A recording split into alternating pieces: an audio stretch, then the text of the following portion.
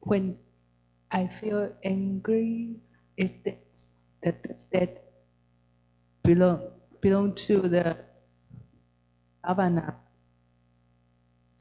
already, or it's a resultant? Which part? As soon as I feel angry, that's to karma creating stage already. This is in the Abhidhamma system. Well, even maybe we should set aside the Abhidhamma system. Yeah. When I feel angry, does that create karma already? Yeah. Yeah. So when I feel angry, yeah. it's already. So what's the resultant part? Of anger. Right. Of being angry. Right. The result of being angry. Right. So no. Which part? When how? Good question.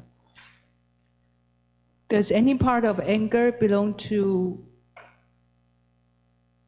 resultant? The karma result? Right.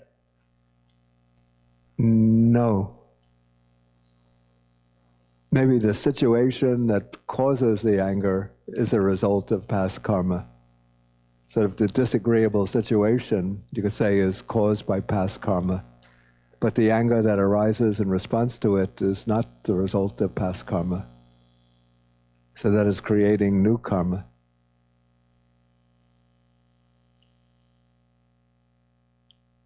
You look puzzled.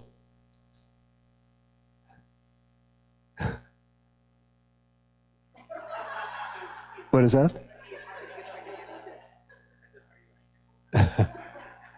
No, doesn't it make sense? If anger were the result of past karma,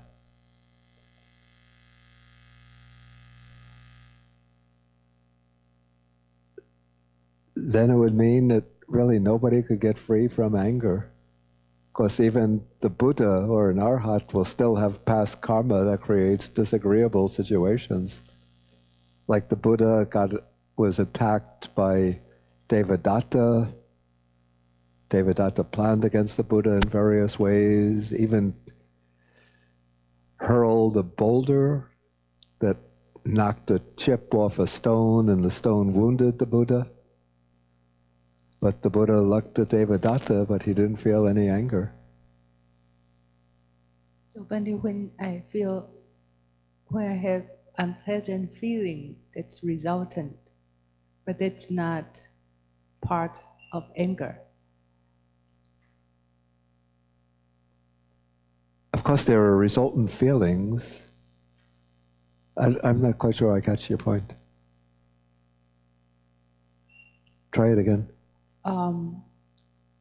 Unpleasant feeling is kind of resultant feeling, right?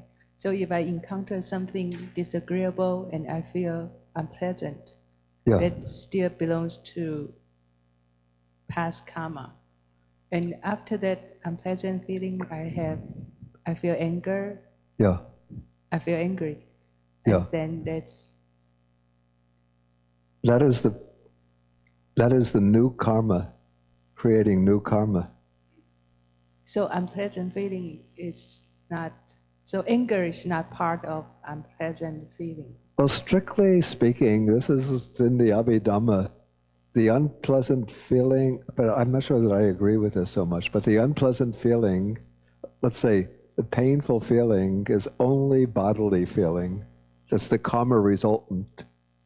But the unpleasant mental feeling, it said, that arises in association with the dosa mula chittas, the states of mind that are rooted in hatred. And so it says in the Abhidhamma that the unpleasant or disagreeable mental feelings like distress, sorrow, grief, dejection, and so forth, those feelings are always associated with the chittas rooted in ill will, rooted in hatred. And so those feelings are part of cittas that are creating new karma. That's what's said, but it doesn't seem so convincing to me in any case. Anyway, what to do?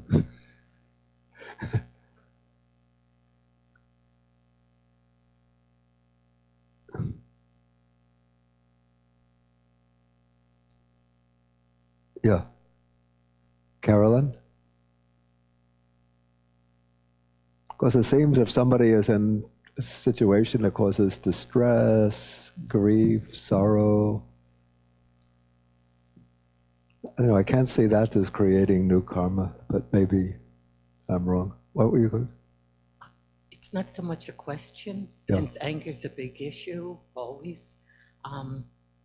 What I found very helpful, and the anger is kind of a weak mental formation for myself, but what I find helpful, and I don't know what it's called in Pali, which sutra, the 5 ways to put an end to anger. Yeah, there are 5, yeah. That it's so helpful. Like, it may look confusing at first when you read it and talking about the cloth and dirt and whatever else, but I just find that very helpful. And of Which course, are the 5 ways? put in, well, in I guess in the Mahayana teachings, it talks about a man who's wearing the robe. The robe is dirty, his words are dirty, everything about it is dirty. And then it moves into like how you can let go of anger towards something like that. It's really a profound teaching, because I think anger is such a major issue. Yeah, but what were the 5 ways? So? It's not like 1, 2, 3, 4, 5. Like, you'd have to, it's all a simile. So it really needs to be looked at. I wouldn't know how to just itemize it. Like, but it's, I think, beyond helpful. Is this the one where you develop, one is developing loving kindness, the second is developing compassion, Right, like, a third is looking on with equanimity? you know. Let me see if I could find it. Yeah.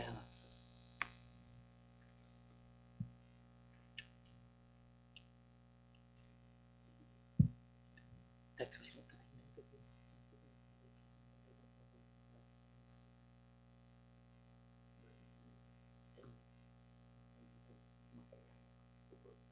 I don't think it's Mahayana. I think Yeah, it's, maybe everything. It's called the Discourse on the 5 ways of putting an end to anger. excuse me? It's in the Agama.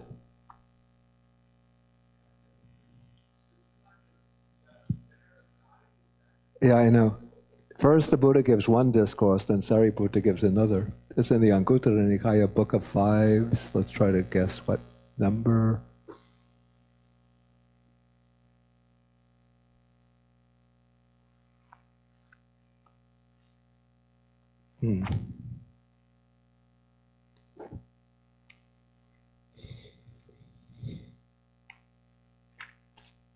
It'd be somewhere around 160. 161. Let's just, I'll put my money 161 out on the betting table.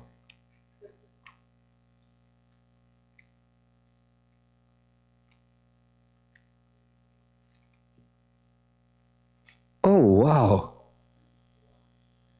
Got it. Wow.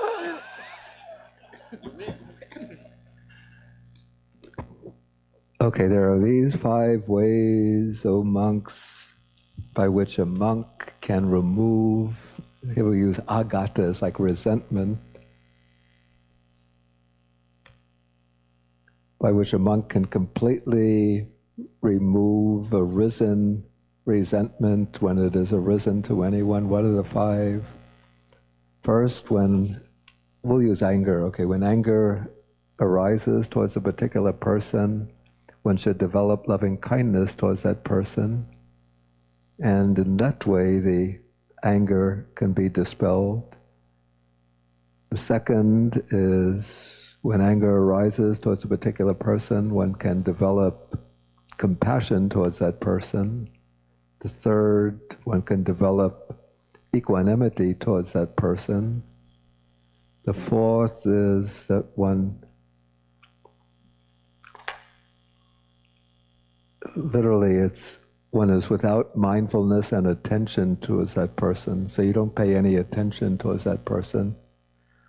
And then the fifth is one reflects on the ownership of karma in relation to that person. So the other person is creating trouble, then you reflect that this person is the owner of their own karma, the heir to their karma. Whatever deed they do, good or bad, they will inherit the results. And in that way you can remove anger towards that person. So that's the 5 methods spoken by the Buddha. But then Sariputta speaks about 5 ways. I think this is the way Carolyn, the one Carolyn was referring to. That's 162. So one way is that some person might have impure bodily conduct, but pure verbal conduct. And so one can reflect on that person's good verbal conduct and dispel anger. Another person might have impure bodily conduct, but pure bodily conduct.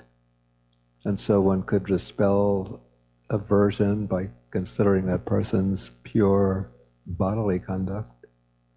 Then somebody might have impure bodily conduct, impure verbal conduct, but from time to time they gain some kind of clarity of mind, and in that way one could dispel anger towards that person.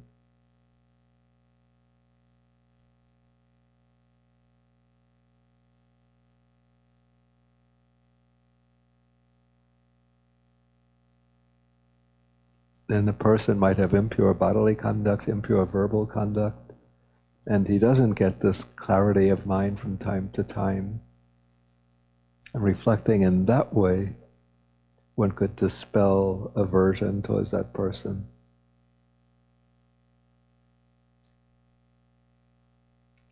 So focusing on the pure verbal conduct, focusing on the pure bodily conduct, focusing on the person from time to time gains clarity of mind.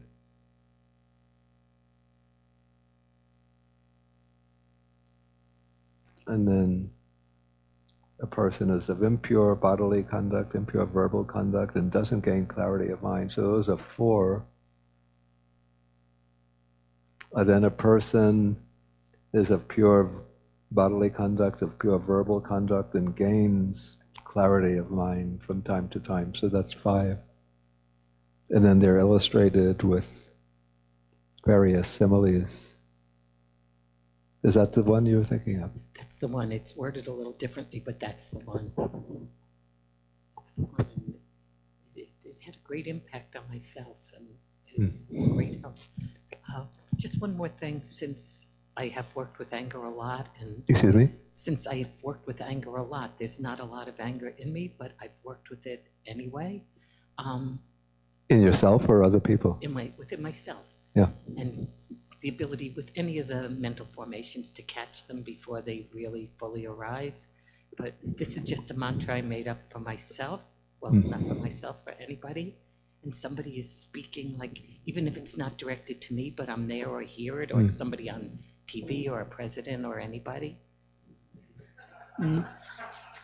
Not my business. But that's the same as like non-self, like not my business. There's nobody here that there's no I that it can be directed to, but I have it, not my business. Just some little tricks of practice.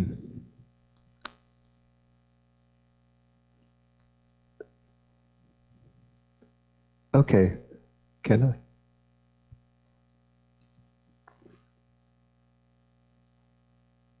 Just to piggyback on the anger, ways to stop anger. There were a couple other things I was thinking.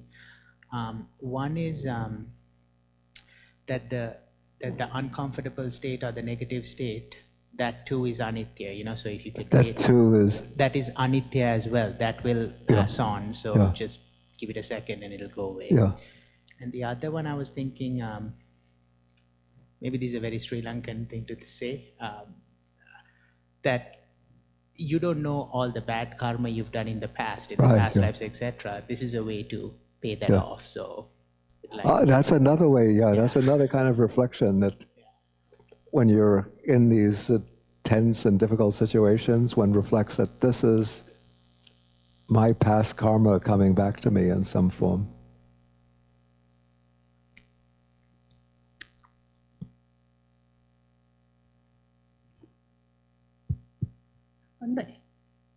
One day, can you rephrase your question about Dharma as non-self? I didn't quite get your question. Yeah, well, it's Sutta on the three characteristics. So that formula for the three characteristics, it says sabbe sankhara anicca. So ju, shing, wu, chang. Ju, shing. Yeah, ju, isn't that what I said? Yeah. Or ichie shing. Ju, shing, wu, chang. So all conditioned things are impermanent. Then all sabbe sankhara dukkha. All conditioned things are dukkha. So ju, shing, ku. And then, but then when it comes to the third one, it says sabbe Dhamma. All dhammas, everything whatsoever, is anatta, non-self. Ju, fa, wu. So the question is why, when it comes to non-self, the text uses Dhamma rather than sankhara. Sankhara is something identified. Its existence. Yeah. And, I think the Dharma is non-self is more like beyond self.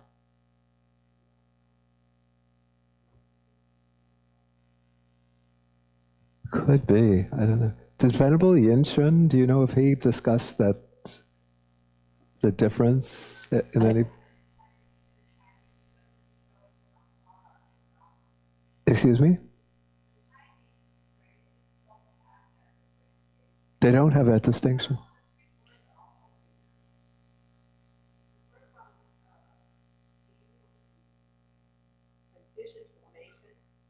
Yeah. So the direct translation would be all conditioned formations are impermanent and 诸受皆苦, right? All perceptions are suffering and then all dhammas are non-self. The second one is Ju. All perceptions. But what is the Chinese 诸受 word? 皆苦. 诸受皆苦. So all perceptions. Shou We can jie. say feelings, but I don't think feelings apply here. Shou Yeah. sometimes translated as feelings, but I think here I would translate it as perception. I think it's actually, I think this would be feelings. Okay. So all because feelings are suffering. there is a statement that we find in Pali that sabba vedayitam dukkasminti, that everything felt is included in dukkha. So that's why it probably comes out in Chinese as, was it Ju Shou So Jie Ku? Anyway, this is a problem, a question I don't know the answer to.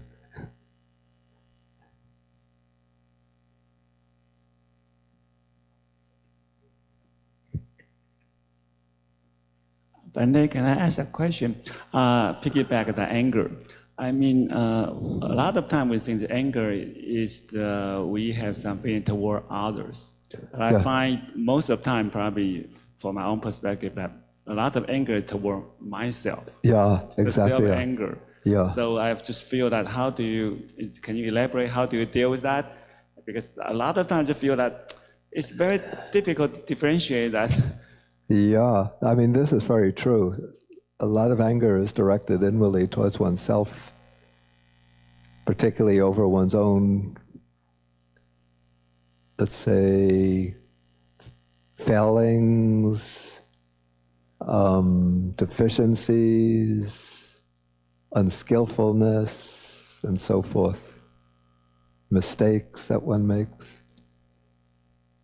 Yeah, it takes a lot of work to deal with that. So one method, I think, would be it takes a certain degree of humility or humbleness to recognize that one has imperfections, and one just has to accept those imperfections and not, blast oneself for being imperfect, and just accept that as one's human condition, and make determination to improve oneself in the areas where one is deficient, but not to denigrate oneself because of one's deficiencies. And sort of viewing this in the light of, bringing the light of anatta, or non-self, that this is not something that pertains to a me, to an I, but it's all due to causes and conditions. And so by changing one's actions, one's conduct, one's thoughts, and so on, one is changing the causes and conditions, and thereby changing one's own future. Okay, maybe we take one more and then we'll...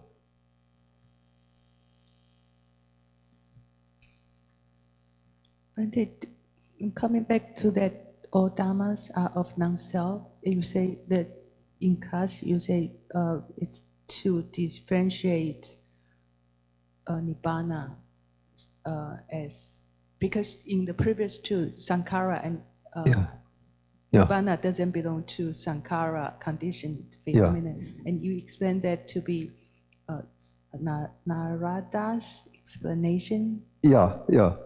Who is Narada? No, Venerable Narada.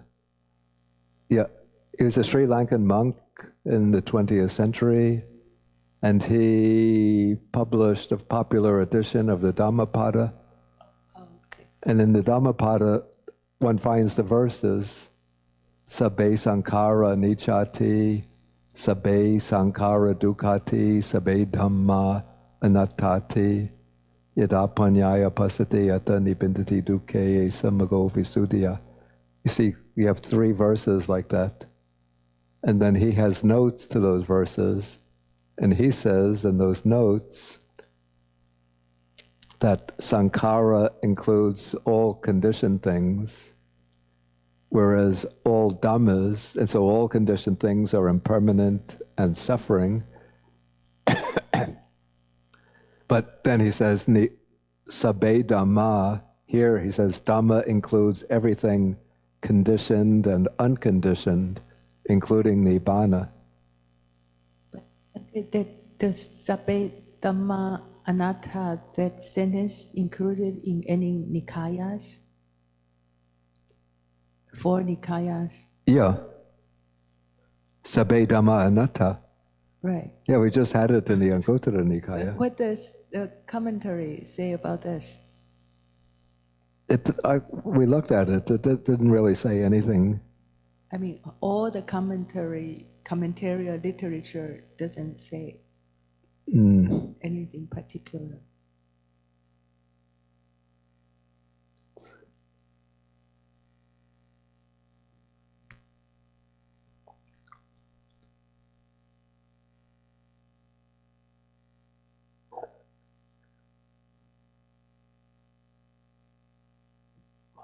Let's see where it goes.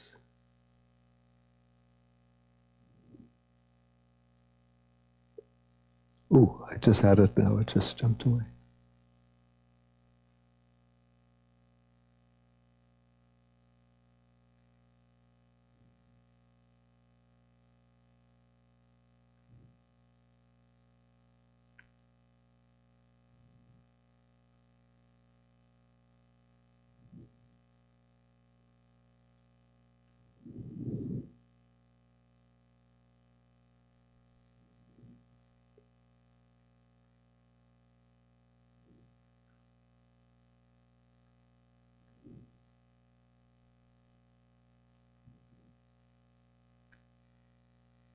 Yeah, it comes in the Chula Sachika Sutta, that's number 35 in Majjhima Nikaya.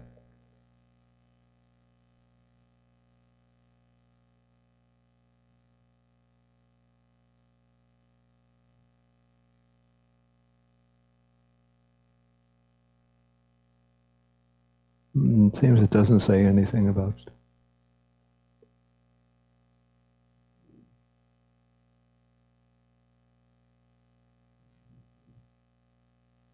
I don't know, I'd have to look that up. Yeah. Yeah. Yeah. Simon's question about like self-anger. Yeah. Yeah, because, I've been through all, I've done some, been through a bunch of this stuff too in my practice.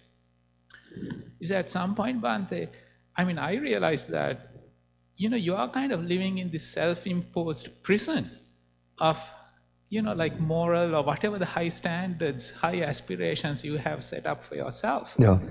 And at the same time, Bhante, of course, you're practicing, and you gain a certain confidence that there's a seed of Dhamma planted in you. Yeah. Yeah. And that confidence gives you Yeah. a freedom to acknowledge your own humanity. The freedom to what? Acknowledge your Yeah. own humanity, Yeah, your own yeah. humanness. Yeah. Yeah. Yeah. You know that there's a further away goal, like becoming a fully defile-free arahant one day. Yeah. But be human.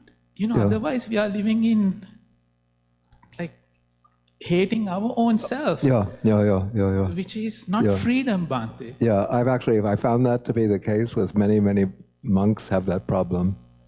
Any kind of shortcoming, defect, they hammer themselves, and so then they become very tight and rigid in their way of thinking. It's very self-denigrating. Yeah. It's that being able to see that seed of Dhamma planted in oneself is the confidence. Yeah, yeah. Maybe that's one benefit of the Mahayana teaching of Buddha nature. So whatever happens, one thinks I always have inside the Buddha nature, which is beyond the range of any defilement, any shortcoming. Okay, so maybe you totally unrelated. Okay.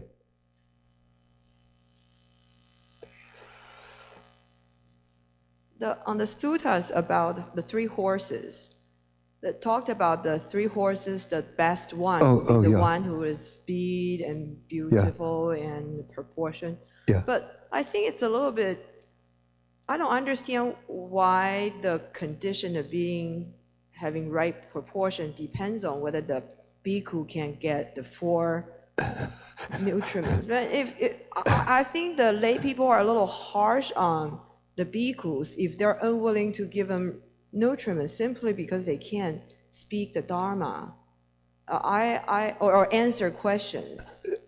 That's a little bit harsh. No, it's not it's not drawing a causal connection between not being able to speak on the Dhamma and getting the support. They're set up as just 3 separate marks of the monk who's like the excellent horse. So it could be that, and I guess that the ability to get abundance of the requisites, that would be the consequence of past karma. And so one who has merits from the past would get abundant of the requisites, whereas one who doesn't have that merit would have difficulty obtaining the requisites. But it's not presented in the suttas in any way a causal relationship between being skilled in speaking the Dhamma and not being skilled in speaking the Dhamma. This sounded very Mahayana. They're trying to say the difference between an Arahant and a Buddha. The Arahant cannot teach, the Buddha can teach anything. So this is a little bit puzzling to me. I have no anger toward it, but a little bit puzzling. What is this sutta trying to tell us? Well, it's just indicating that there's in a way, at first, it's indicating that there's a difference amongst monks, even those who are arahats, between those who are skilled in speaking the Dhamma and those who are unskilled in not skilled in speaking the Dhamma. And in a way, indirectly, maybe it can be seen as implying or issuing an injunction that one should try to become skilled in speaking the Dhamma, being able to answer questions on the Dhamma. Because if one does, even though one could become an arhat without that ability, but to become an arhat who is complete in all respects, one should also be able to speak on the Dhamma and to answer questions on the Dhamma.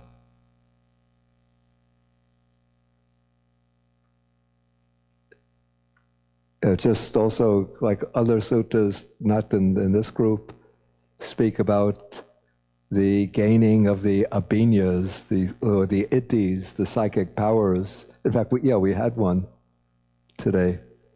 The marks of the one who is perfect, who has reached the ultimate consummation, has the psychic powers, the ability of thought reading, as well as the destruction of the asavas. And so there can be arhats who, there'll be arhats who have destroyed all of the asavas, but they don't have the psychic powers or the skill in thought reading. So they're not perfect in all respect. Okay, I think we have enough for today. And so now we'll end with 3 half bows, then we'll do the meditation.